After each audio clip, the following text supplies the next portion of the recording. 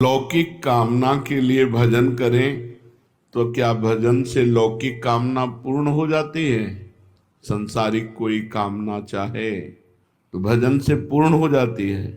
हाँ, पहले पाप नष्ट होगा फिर कामना पूर्ण होगी।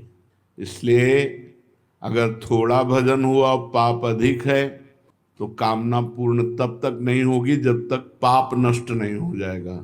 दुख देने में पाप का योगदान है, तो ध्यान रखें। भजन करने वाले एक तो कामना करते नहीं, अगर कामना करते हैं तो पूर्ण तभी होगी जब आपका पाप नष्ट हो जाएगा। ऐसा ना सोचे कि भजन से कामना पूर्ण क्यों नहीं हुई, और भजन करो। जब तुम्हारा पाप नष्ट हो जाएगा तो तुम्हारी कामना पूर्ण हो जाएगी।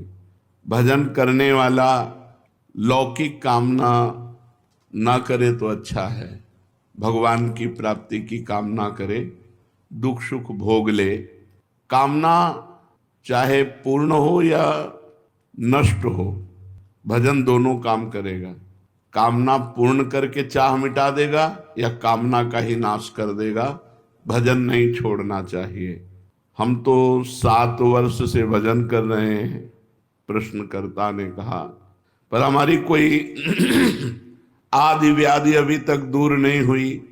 मुझे लगता है मेरा भजन निष्फल है क्या? नहीं, बाहर के दुख और शरीर की बीमारी ये प्रारब्ध के अनुसार मिलती है।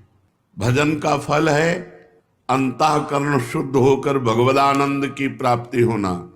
भजन का फल ये नहीं कि तुम्हारा जुकाम बुखार ठीक हो जाए, तुम्हारा ये ठीक हो जाए। अगर चाहोगे उस कोटि का भजन करोगे तो हो जाएगा, पर भजन का फल ये नहीं है। भजन का फल है अंतःकरण की पवित्रता और भगवदानंद की प्राप्ति। महाराज, शरणागति का क्या अर्थ है?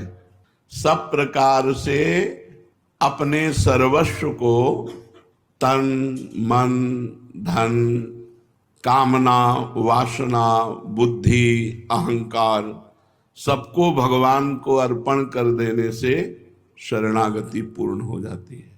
तन मन धन कामना वासना बुद्धि अहंकार, इसमें अपनापन न मानना, ये सब भगवान का है, ऐसा अर्पण कर देना। अहंकार भी भगवान का है, बुद्धि भी भगवान की है, मन भी भगवान का है, चित्त भी भगवान का, तन भी भगवान का, धन भी भगवान का, मन भी भगवान। अब सारा भार प्रभु पे अर्पित करके हम निश्चिंत हो गए, निर्भय हो गए। बहुत बढ़िया बताया, पर ये होता नहीं है। इसका साधन क्या है? शरणागति, तन मन प्राण धन बुद्धि अहंकार सब कुछ समर्पित हो जाए। इसकी साधना क्या है? पहला, भगवान के अनुकूल ही सब कार्य करे, प्रतिकूलस्य विसर्जनम, श्री कृष्ण अनुकूलेन। तन मन वचन से कोई पाप कर्म न बने, सबसे पहला है। शरणागति के लिए मनमानी आचरण करने वाला शरणागत नहीं होता।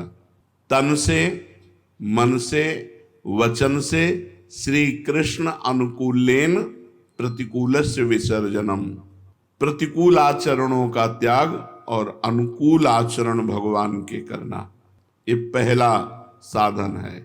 प्रतिकूलस्य विसर्जनम, पाप आचरण न होने पावे। अगर पाप आचरण होंगे तो शरणागति आपकी नहीं मानी जाएगी। एक प्रश्न आज कर रहे थे कि जब पुण्य भगवान को समर्पित तो पाप भी भगवान को समर्पित। ये पुण्यात्मा का या महात्मा का लक्षण नहीं कि जो मन में आया सो कर लिया, इसके बाद कोई पश्चाताप नहीं। नहीं, अगर हमसे गलत हो गया तो हमारा हृदय जले, भगवान से प्रार्थना करें कि प्रभु दोबारा ऐसी हमसे गलती न हो, तब तो वो गलती से निकल पाएगा। जब जलन ही नहीं तो गलती से निकल ही नहीं पाएगा। भगवान के शरणागत के द्वारा पाप नहीं होता, ये पहला लक्षण है। अगर हमें शरणागत होना है तो पाप आचरण हमें छोड़ना है। नाम जप के प्रभाव से हमें पाप आचरणों से डरना है, बचना है, नहीं हम प्रभु की शरण